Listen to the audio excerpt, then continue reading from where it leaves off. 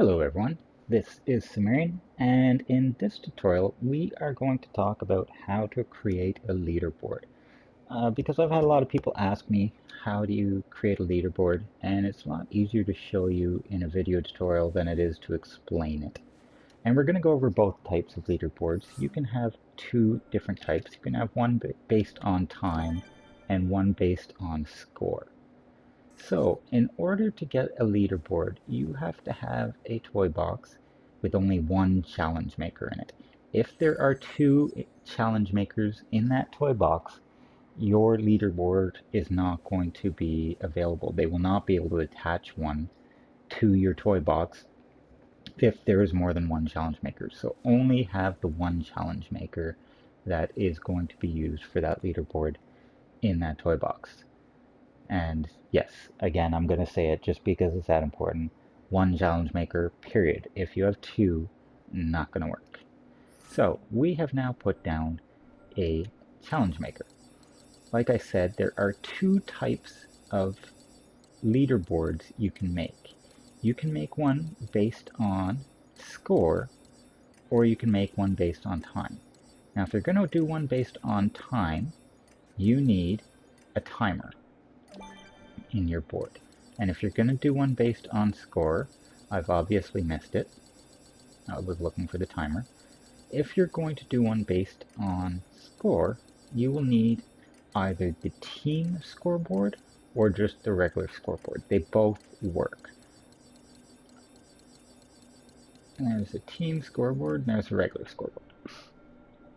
We'll put that one to the side. We're going to do a time-based one first. So,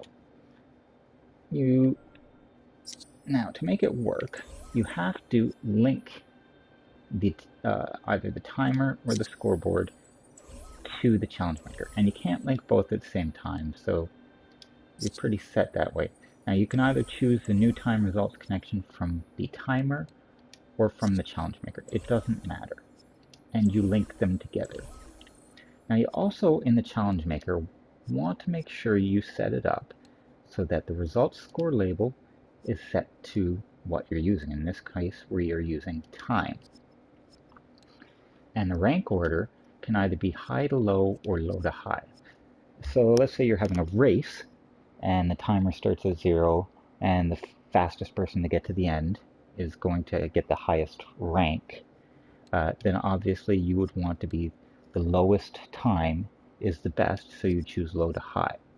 Now if you're going to do what we're about to do for a little challenge here, we're going to have a timer counting down, and the player who finishes first, or therefore still has the most time left, gets the best rank. So we're going to say the highest score gets the highest time gets the highest rank on your leaderboard. And that's all you need for that part. Now, we'll build a challenge, possibly, but we're showing you right now what you need in order to actually get that leaderboard. We've actually got most of it done already. Next thing you have to put down is a toy box game maker. Leaderboard will not be applicable if you do not have a toy box game maker in that toy box.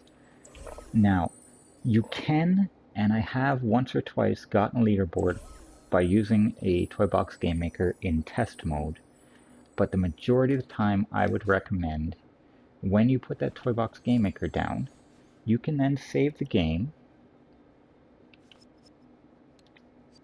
as a toy box game, and that is the best way to make yourself applicable for a leaderboard, is to save as a toy box game. Now there's one more very important thing you have to do to get your toy box to have a leaderboard, and that is at the end of your description you have to let them know that you want a leaderboard. So you put in something like leaderboard, and this one is set to time, and I would even put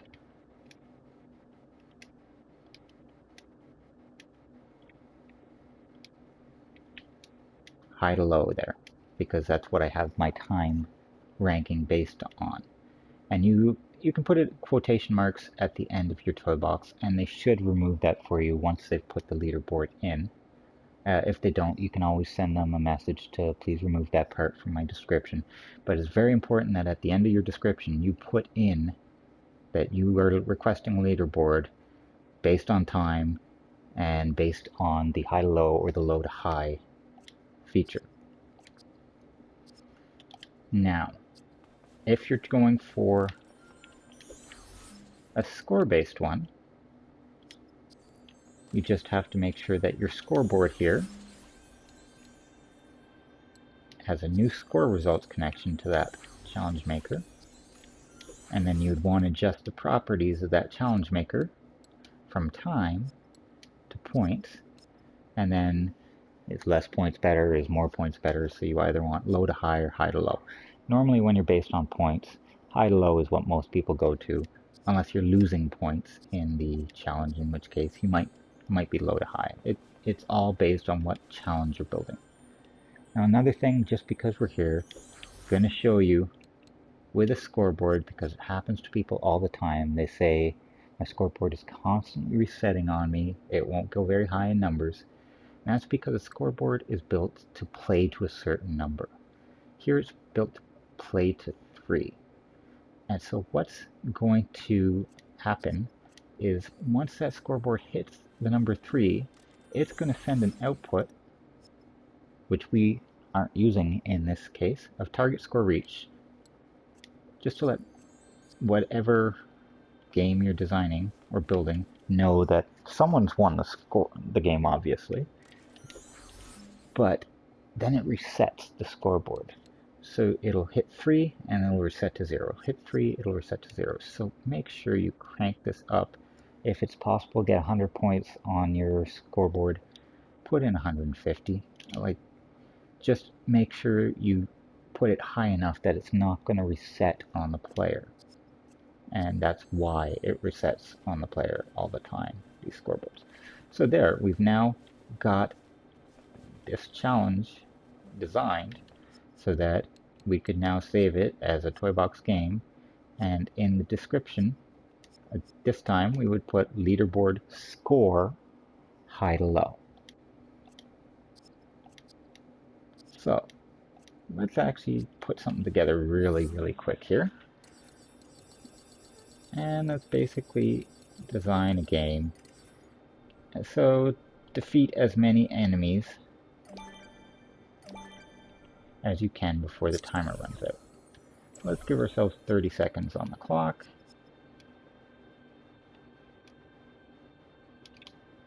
And visible display, yes. Countdown, yes, absolutely. And let's spawn ourselves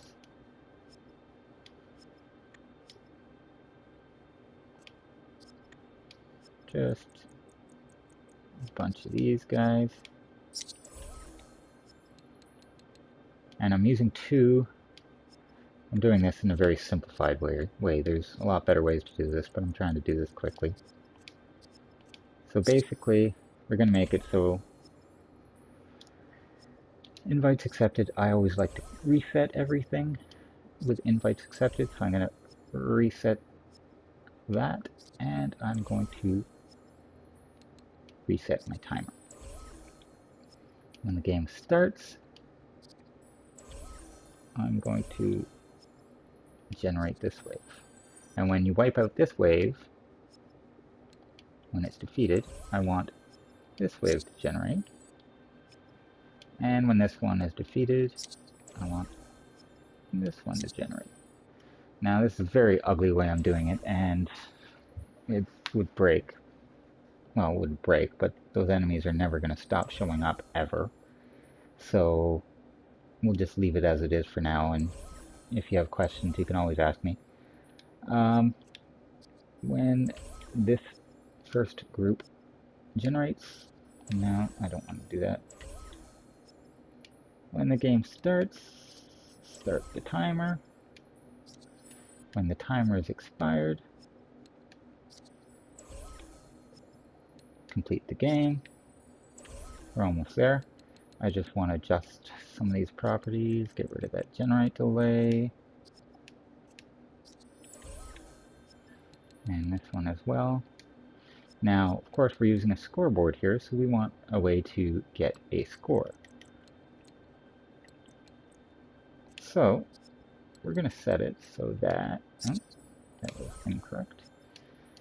Every time an enemy is defeated, we increment by 1, player 1. And the same on the other one.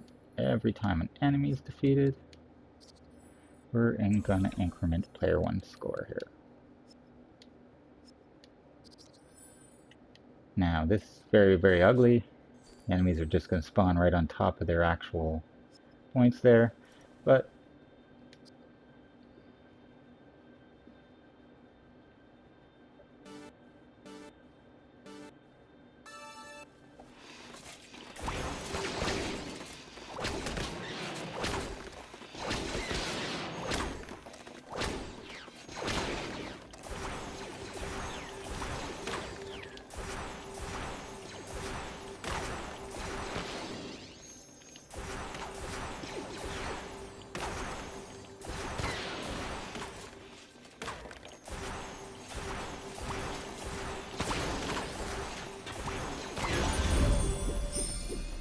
there we go. We've completed the challenge. The 30 seconds are up. And I got a score of 12. And because of the way we saved it and everything, this would actually go to a leaderboard once this game has been submitted to Disney. And I guess that's the most important part that I've also mentioned to you while I dodge these droids because they're never going to go away, is that you can't have a leaderboard just show up on your toy box. You have to submit the toy box you've saved to Disney, and they're the ones who are going to put the leaderboard up for you.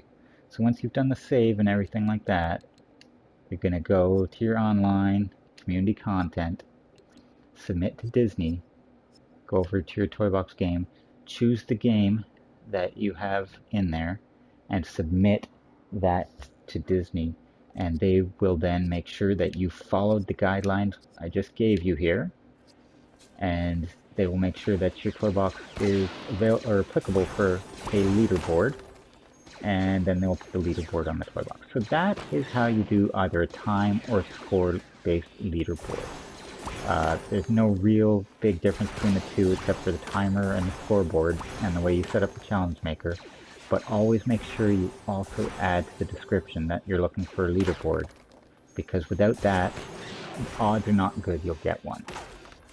So again, this has been Samirian, and this tutorial has been on how to create a leaderboard, and I hope this has been helpful to you, and have yourselves all a wonderful day while I run away from these droids.